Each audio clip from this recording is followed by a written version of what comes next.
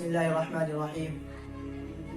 اللهم صل على محمد وعلى آل محمد كما صليت على إبراهيم وعلى آل إبراهيم إنك حميد مجيد. اللهم بارك على محمد وعلى آل محمد كما باركت على إبراهيم وعلى آل إبراهيم إنك حميد مجيد. ناظرین السلام علیکم ورحمۃ اللہ وبرکاتہ. اللہ کی راہ سے امید ہے آپ بخیر وعافیت ہوں گے. ہمارے یوٹیوب چینل الخادم پر آپ کا استقبال ہے. ویڈیو شروع کرنے سے پہلے آپ سے گزارش ہے کہ آپ ہماری اس ویڈیو کو شروع سے آخر تک دیکھیں. پسند آنے کی صورت میں لائک، سبسکرائب اور اپنے ساتھیوں میں شیئر کریں. تو آج کی ہماری تقریر کا عنوان ہے سابقین اولین. آپ صلی اللہ علیہ وسلم نے جب دعوت دی، نبوت ملنے کے بعد آپ 40 سال کے بعد مبعوث ہوئے اور بعثت آپ کی ہو گئی.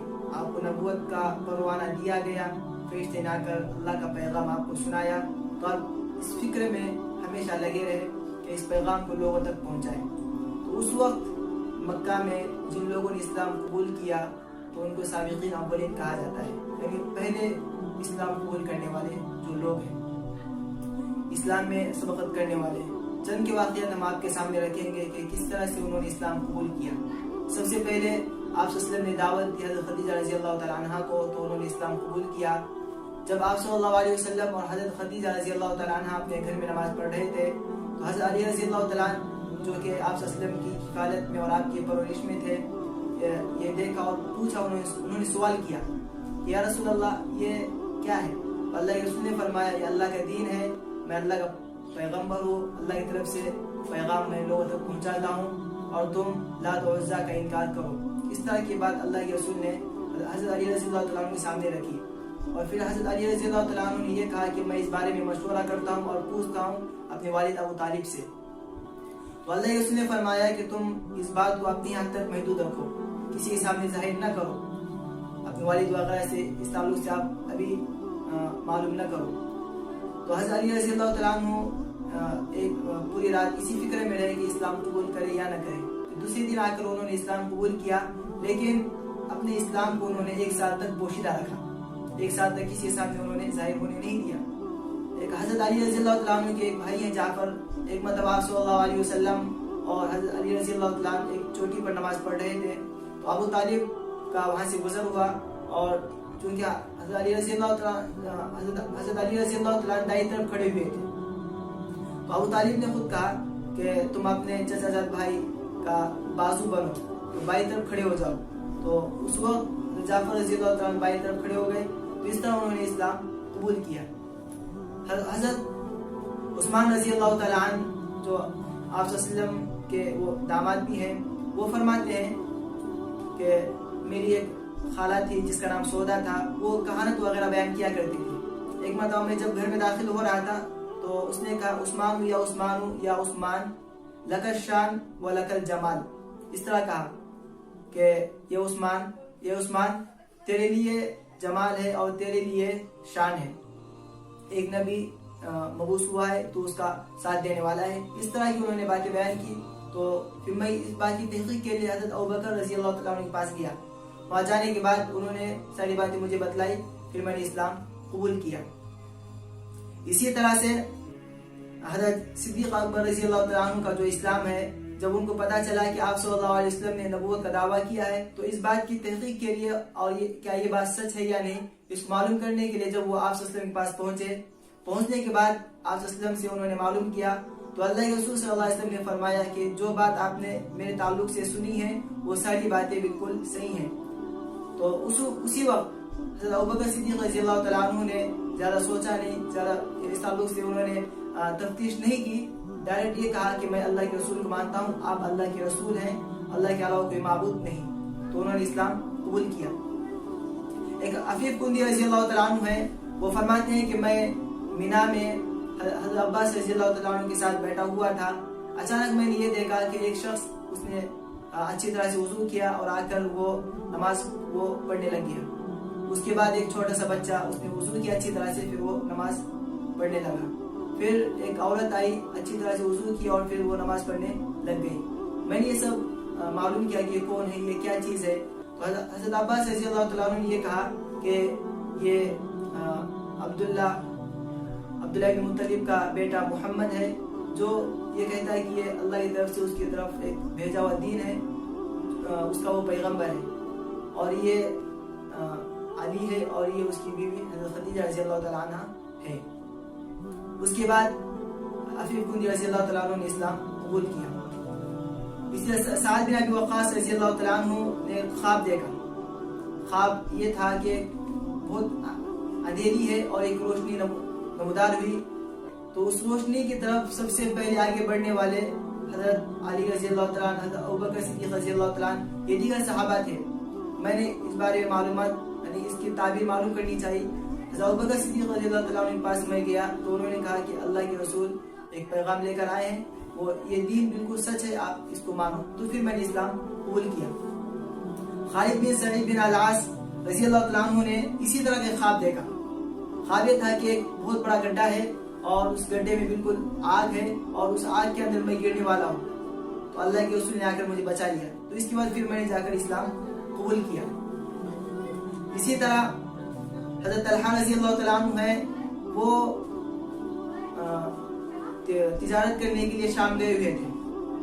وہاں ایک راہب آواز لگا رہا تھا کہ حرم سے کوئی شخص آیا ہے، تو حضرت طلحہ رضی اللہ تعالیٰ عنہ نے ہاتھ اونچا کیا اور بتلایا کہ میں حرم ہی کا رہنے والا ہوں، حرم ہی سے میں آیا ہوں۔ تو اس کے بعد پھر اس راہب نے کہا کہ مکہ میں محمد بن احمد کا ظہور ہوا ہے، تو انہوں نے کہا کہ احمد کون احمد؟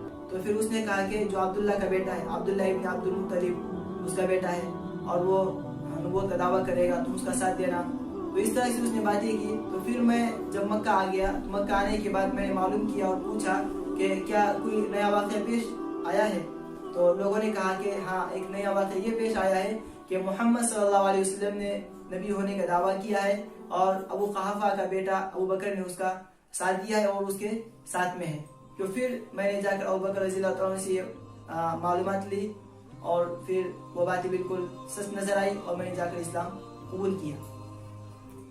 اور اسی طرح سے عمرو بن عبسہ رضی اللہ تعالیٰ عنہ، ان کو پہلے سے بتوں سے نفرت تھی۔ عمرو بن عبسہ رضی اللہ تعالیٰ عنہ بتوں سے نفرت تھی اور حق کی تلاش میں تھے کہ کس دین کی میں پیروی کروں اور کس دین پر میں چلوں۔ تو ایک راہب سے میں نے معلوم کیا کہ کون سا دین زیادہ افضل ہے اور کس دین پر چلنا چاہیے اور کس دین کو اختیار کرنا چاہیے۔ تو اس نے کہا کہ مکہ کے اندر ایک نبی کا ظہور ہونے والا ہے، آپ اس کا ساتھ دو، اور وہ دین سب سے بہتر دین ہے۔ جب آپ صلی اللہ علیہ وسلم پہ مبعوث ہوئے، مبعوث ہونے کے بعد میں نے آپ صلی اللہ علیہ وسلم کی اتباع کی اور آپ صلی اللہ علیہ وسلم کی بات میں نے مانی۔ تو ناظرین، یہ چند وہ اصحاب تھے جو اسلام لانے میں سبقت کی اور اسلام میں انہوں نے پہل کی، اور ان کا شمار سابقین اولین کے اندر ہوتا ہے۔ ان کے علاوہ بھی اور دیگر صحابہ ہیں، جیسے عمار بن یاسر اور اسی طرح صہیب رضی اللہ تعالیٰ۔ ان کے بارے میں یہ آتا ہے کہ عمار وہ اسلام لانے کے لیے دار ارقم مکہ کے اندر ایک جگہ بنی ہوئی تھی کہ ان کی ذہن سازی کے لیے جو اسلام لاتا انہیں دین کی تبلیغ کی جاتی اور انہیں اسلام کی باتیں سکھائی جاتی۔ اس کے لیے ایک گھر چھوٹا سا بنا ہوا تھا۔ ایک صحابی تھے ارقم رضی اللہ تعالیٰ، انہی کا ایک گھر تھا، انہی کی طرف منسوب اس گھر کا نام دار ارقم ہے۔ تو اس دروازے پر ایمان لانے کے لیے جب عمار رضی اللہ تعالیٰ پہنچے، دیکھا کہ وہاں پر ایک شخص دروازے پر پہلے سے کھڑا ہوا ہے اور ان کا نام صہیب تھا۔ جب حضرت صہیب رضی اللہ تعالیٰ سے انہوں نے بات کی تو ان کا بھی مقصد وہی نکل آیا جو مقصد میرا تھا۔ تو پھر یہ اندر جا کر اسلام انہوں نے قبول کیا۔ حضرت عمر رضی اللہ تعالیٰ کی اسلام کے بارے میں یہ آتا ہے کہ وہ پہلے اسلام کو نہیں لائے تھے اور بہت لوگوں پر انہوں نے ظلم کیا تھا۔ ان کی ایک باندی تھی جس کا نام زنیرہ تھا۔ اسلام لانے کی پاداش پہ انہوں نے ان پر اتنا ظلم کیا، اتنا ان پر ظلم زیادتی کی اور اتنی ان کو سخت تکلیف دی، بہت زیادہ ان کو سخت تکلیف دیا کرتے تھے۔ لیکن ایک مرتبہ یہ آپ اب وہ اسلام سے اب وہ اپنے اتنا ظلم سہنے کے باوجود اسلام ہی کی طرف وہ جمے ہوئے تھے اور اسلام ہی ان کے دل کے اندر بسا ہوا تھا۔ تو لہٰذا انہوں نے یہ چاہا کہ آپ صلی اللہ علیہ وسلم ہی کو ختم کر دے، جو کہ اس کی جڑ ہے بالکل۔ تو انہوں نے ایک تلوار لے کر آپ صلی اللہ علیہ وسلم کو قتل کرنے کے لیے چل دیے، اور راستے میں ایک سے ملاقات ہوئی۔ انہوں نے کہا کہ تمہارے خود بھائی اور بہنیں بھی وہ مسلمان ہوئے ہیں۔ پھر جب حضرت عمر رضی اللہ تعالیٰ نے اپنے بھائی اور بہنوں کی خبر لینے کے لیے ان کے گھر پہنچے تو ان کو بہت مارا، ان کو بہت ہی زیادہ آپ نے عزت و کوب کی، اور پھر اس کے بعد جب آپ نے اپنی ہند کو بہت ہی زور سے ایک تماچا مارا. تو اس کے بعد جب خون نکلنے لگا ان کے چہرے سے تو عمر رضی اللہ تعالیٰ کا غصہ بالکل ٹھنڈا ہو گیا. پھر آپ عمر رضی اللہ تعالیٰ معلوم کیا کہ وہ کتابچہ جو تم پڑھ رہی تھی وہ کیا ہے مجھے دکھاؤ. تو عمر رضی اللہ تعالیٰ نے وہ جو کتابچہ تھا اور جو ایک پرچی تھی وہ پرچی لی اور اس کو پڑھنا شروع کیا. اور یہ طٰہٰ سورت اس کے اندر لکھی ہوئی تھی. حضرت خباب رضی اللہ تعالیٰ وہیں پر موجود تھے. تو انہوں نے کہا کہ کل ہی اللہ کے رسول نے تمہارے لیے دعا کی تھی کہ عمر یا پھر ابو جہل اللہ ان دونوں میں سے کسی ایک کو تو مسلمان بنا اور ان دونوں میں سے کسی ایک کے ذریعے سے تو اسلام کو تقویت بخش.